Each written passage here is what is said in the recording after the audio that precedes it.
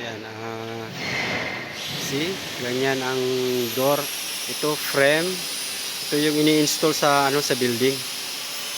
Tapos ito yung door. Ayan, door. Ayan. Sample to, sample. Sample door frame. Ayan. See? Inches. Ayan. Ito timber door. Timber door. Pero ito bakal to, bakal. Primer gray. So, may spray to, in-sprayan ng primer gray, kaya ganyan ang kulay. Cute. Ito sample lang to, sample. Ganyan. Ganyan pag nagpagawa ka ng bahay. Ayan.